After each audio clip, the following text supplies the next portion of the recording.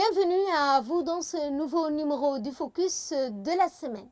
Dans ce Focus, nous allons parler cette semaine du déplacement du Premier ministre Abdelkader Kamel Mohamed à La Havane et nous allons également parler de cette malnutrition qui fait rage au Soudan. Et nous entamons ce Focus avec le déplacement du Premier ministre Abdelkader Kamel Mohamed à Cuba. Dans ce déplacement, il a été question de relations bilatérales entre la Havane et Djibouti. Mais aussi, le Premier ministre a saisi cette occasion, notamment pour s'entretenir avec le groupe du 77, plus la Chine, notamment dans le cadre de relations internationales entre Djibouti et les autres pays. Regardez. Le Premier ministre, M. Abdelkader Kamel Mohamed, a récemment effectué une visite officielle à Cuba, marquant ainsi un renforcement des relations bilatérales entre les deux pays. Cette visite a été suivie de sa participation au sommet du groupe 77, plus Chine, à La Havane. Le Premier ministre, M. Abdelkader Kamel Mohamed, a récemment entrepris une visite officielle à Cuba, au cours de laquelle il a rencontré le haut responsable cubain pour discuter de coopération politique et parlementaire. Cette visite a été marquée par la signature d'un mémorandum d'entente de coopération entre les partis au pouvoir, à savoir le Rassemblement populaire pour le Grand Progrès, RPP de Djibouti, et le Parti communiste cubain, le PCC. Les discussions ont également porté sur la nécessité de mettre en place un mécanisme facilitant l'échange d'expériences et d'informations entre les deux partis. De plus, le chef du département des relations extérieur du PCC a invité Djibouti à participer en tant qu'observateur au prochain forum de Sao Paulo qui a réuni les partis politiques au pouvoir d'Amérique latine, d'Amérique centrale, des Caraïbes et de certains pays africains. Le Premier ministre a également visité le centre Fidel Castro à Cuba, un musée consacré à l'héritage du leader cubain Fidel Castro où il a été impressionné par la richesse et ses œuvres exposées. Simultanément, le sommet du groupe G117 plus Chine, composé des pays d'Afrique, d'Asie, d'Amérique latine, s'est achevé à La Havane avec un appel à l'unité des pays en développement pour renforcer leur rôle dans les affaires internationales. Le Premier ministre, M. Abdelkader Kamel Mohamed, a représenté la République de Djibouti à ce sommet aux côtés de nombreux chefs d'État et de gouvernement. Les membres du G117 plus Chine ont réaffirmé leur engagement à réformer l'architecture financière internationale et à faire face à des problèmes mondiaux tels que la pandémie, les tensions géopolitiques et la perte de biodiversité. Cette visite du Premier ministre à Djibouti, à Cuba, a renforcé les liens entre les deux pays, tandis que sa participation au G117 plus Chine à La Havane a souligné l'importance de l'unité des pays en développement pour faire valoir leurs intérêts sur la scène internationale. La fondation du président de la République Ismaël Omar Guelleh et son impact transformateur dans la vie quotidienne des Djiboutiens. À Yoboki, cette fois, 50 ménages ont pris donc les clés de ces logements sociaux pour notamment cette nouvelle cité intitulée Abdallah Oudoum Hamadou. Les détails dans cette séquence. Dans le cadre de sa mission constante d'amélioration des conditions de vie de la population de Djibouti, la fondation IOG Ismaël Omar Guelleh a récemment écrit une page mémorable dans l'histoire de la sous-préfecture de Yoboki. Le dimanche 17 septembre dernier restera à jamais gravé dans nos mémoires comme le jour où la fondation IOG, en étroite collaboration avec le ministère des Affaires sociales, a offert un rayon d'espoir de la lumière à 50 ménages vulnérables. Au cœur de cet événement historique se trouve l'initiative majeure de la fondation IOG en faveur du logement social. Le président Ismaël Omar Guelleh a fait cette mission d'un acte d'empathie profonde envers ceux qui ont besoin d'un toit récent, devenu le nouveau foyer de 50 familles qui ont reçu les clés de leur nouveau logement. C'était une scène empreinte de joie et d'émotion, une étape cruciale dans l'effort de logement des familles sinistrées. Ces bâtiments, la nouvelle cité, baptisée Cité Abdallah Oudoum Hamadou, est devenue le nouveau foyer des 50 familles. Cet événement a été précédé par une réponse rapide et efficace du gouvernement en partenariat aux intempéries dévastatrices qui avaient frappé la sous-préfecture de Yoboki en septembre 2023. Les autorités de la région d'Ikil ont acheminé une aide d'urgence aux sinistrés. Les familles touchées ont reçu une assistance immédiate sous la forme de kits alimentaires et non alimentaires. Le ministère des Affaires sociales a joué un rôle essentiel dans cet événement historique à Yoboki. Des missions d'évaluation sur le terrain ont été organisées pour identifier les familles les plus vulnérables en prenant en compte des critères stricts tels que la vulnérabilité, le handicap, la non-propriété et la taille de la famille. En partenariat avec la Fondation IOG, le ministère a veillé à ce que l'aide soit dirigée là où elle est le plus nécessaire, assurant ainsi une réponse ciblée et efficace aux besoins des sinistrés. Lors de cet événement historique à Yoboki, la collaboration exemplaire entre le ministère des Affaires sociales et de la Solidarité a été mise en lumière. Le ministère travaille en harmonie pour garantir que ne soit laissé pour compte aucune personne. Le Premier ministre par intérim, M. Ali Hassan Bahdon, à la tête d'une délégation ministérielle, a également visité la région pour évaluer de visu l'impact des intempéries de la situation actuelle des sinistrés. Cet événement historique a évoqué le témoignage de l'engagement continu de la Fondation IOG envers la population. Il incarne les valeurs de compassion, d'équité, de solidarité qui sont au cœur de la vision du président de la République, son Excellence Ismaël Omar Guelleh, pour Djibouti. Alors que la Fondation continue de déployer son impact positif en étroite collaboration avec le ministère des Affaires sociales, elle nous rappelle que grâce à la collaboration et l'empathie, nous pouvons surmonter les défis et bâtir un avenir meilleur. Environnement et engagement, nous allons parler cette fois de cet atelier qui s'est tenu au Palais du Peuple ce mois-ci, notamment pour parler de 2 rapports. Le premier, où le ministère de l'Environnement a pris la parole pour la validation de 2 rapports essentiels dans la mise à jour du plan national de la mise en œuvre de la Convention de Stockholm. Autre point de cet atelier, c'était notamment sur le rapport d'évaluation initiale de la Convention de Minamata. Dans un monde de plus en plus conscient des enjeux environnementaux, Djibouti s'affirme comme un acteur majeur de la protection et de l'environnement. Récemment, le ministère de l'Environnement organisait un atelier d'une importance capitale visant à valider 2 rapports essentiels. La mise à jour du plan national de mise en œuvre de la Convention de Stockholm sur les polluants organiques persistants et le rapport d'évaluation initiale de la Convention de Minamata sur le mercure à Djibouti. Ces 2 conventions internationales sont les piliers de la lutte contre la pollution et la préservation de la santé de notre planète. Leur mise en œuvre exige une collaboration mondiale et un engagement ferme de la part des pays signataires. Djibouti ne fait pas exception et démontre son attachement à ces valeurs en organisant cet atelier crucial.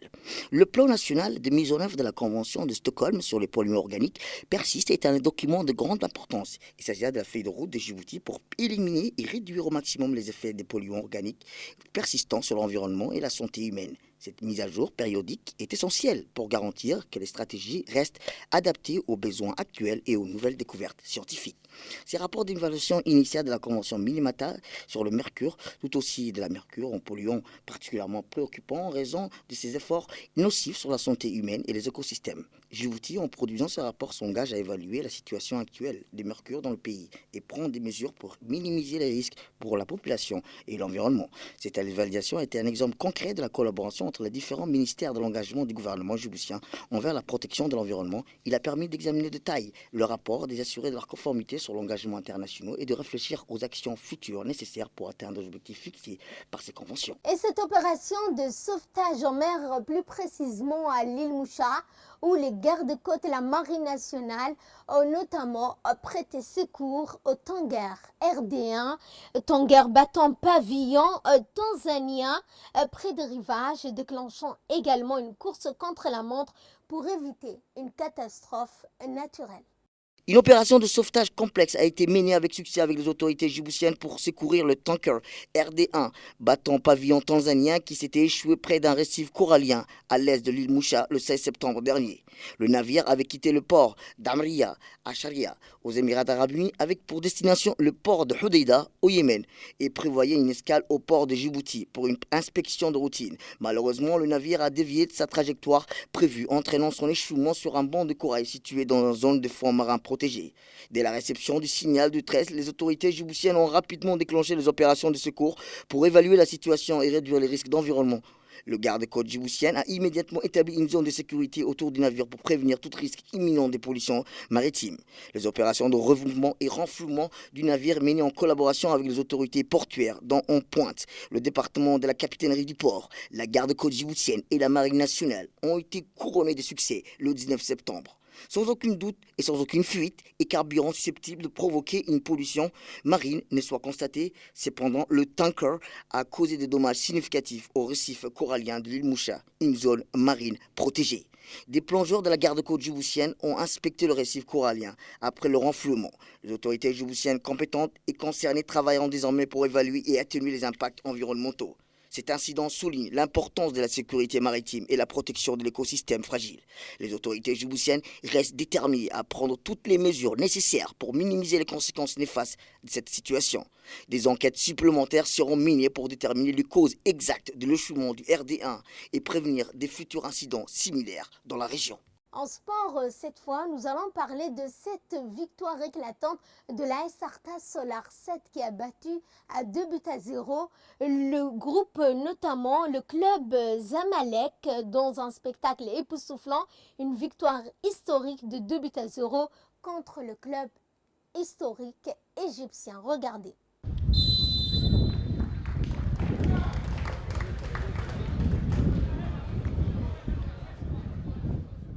Le stade de Hourou a été témoin de cette confrontation épique entre le club Arta Solar 7 et la confrontation égyptienne de renommée.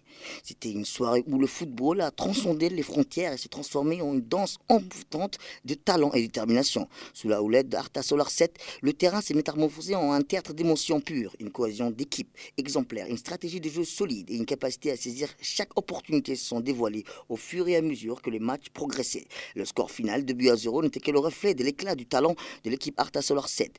Gabriel Dadzi a écrit les premières notes de cette symphonie de victoire à la 47e minute, ouvrant le score de manière magistrale. Puis vint le moment où Ali Mahmoud El Abi inscrit le deuxième but, scellant ainsi la victoire avec une grâce incontestable. Grâce et chaque seconde du match était une démonstration de solidarité exemplaire. Les joueurs d'Arta Solar 7 opéraient en parfaite harmonie collective.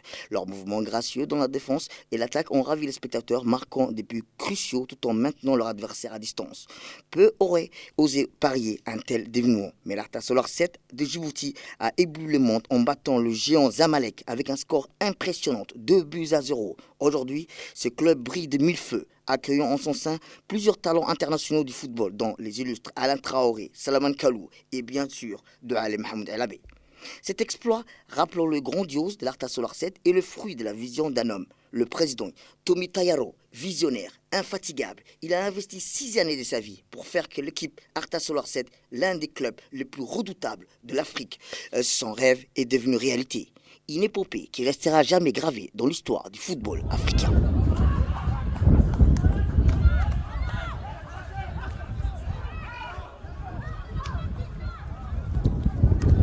De là, nous passons à ce qui domine l'actualité régionale et internationale. Cette opération de séduction du président kényan, qui séduit également la Silicon Valley. Nairobi sera-t-elle le futur hub de l'innovation africaine? Regardez.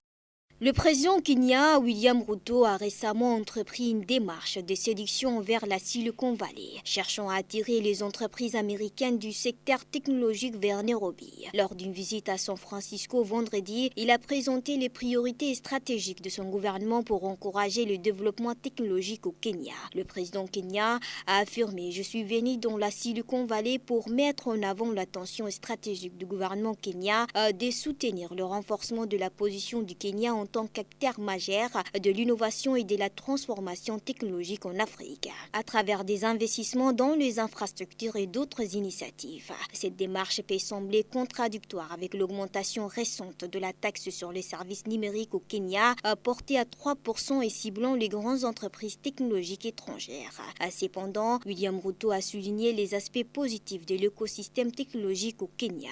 Cependant, il reste à savoir si cette présentation réussira à convaincre le géant américain de la technologie, notamment compte tenu de préoccupations passées concernant les conditions de travail au Kenya. Le pays a été critiqué pour ne pas avoir renforcé la législation du travail afin de protéger les employés des entreprises technologiques comme Meta, qui a été poursuivi en justice par d'anciens employés en raison des mauvaises conditions de travail et des salaires bas pour les modérateurs du contenu.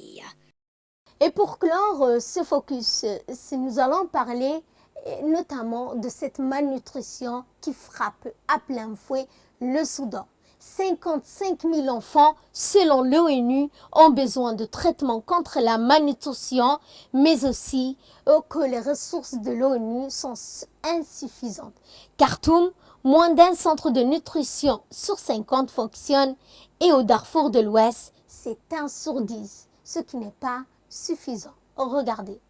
L'ONU exprime des profondes inquiétudes concernant une crise humanitaire au Soudan où plus de 1200 enfants de moins de 5 ans sont décédés depuis mai de suite de la rougeole et de la malnutrition dans 9 camps de réfugiés. Malheureusement, des dizaines de milliers d'autres enfants risquent de perdre la vie d'ici fin de l'année. La situation est aggravée par les attaques constantes contre les services de santé et de nutrition dans le pays qui mettent en danger la vie de plusieurs milliers de nouveau-nés. Selon l'ONU, le système de nutrition en état de dévastation en partie à cause de violents conflits entre généraux rivaux qui a éclaté en avril. Le nombre d'enfants nécessitant un traitement mensuel pour une malnutrition sévère est estimé à 55 000, mais la capacité des centres de nutrition est gravement limitée, avec moins d'1 sur 50 fonctionnant à Khartoum et 1 sur 10 à Darfour Ouest selon l'UNICEF.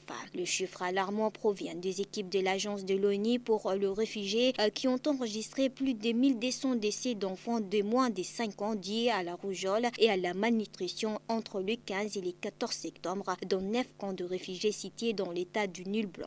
Ces enfants sont principalement de réfugiés venus d'Éthiopie et du Soudan du Sud. L'ONU appelle à une action immédiate pour éviter davantage de décès et souligne que le moyen financier nécessaire existe. Cependant, l'UNICEF fait également face à un manque de fonds, voyant récit moins de 25% des 838 millions de dollars demandés pour aider près de 10 millions d'enfants au Soudan. Cette insuffisance de financement risque de se traduire par la perte de vie supplémentaire. C'est sur ce point que ce focus de la semaine touche à sa fin. Merci à vous de l'avoir suivi. Excellente semaine à toutes et à tous.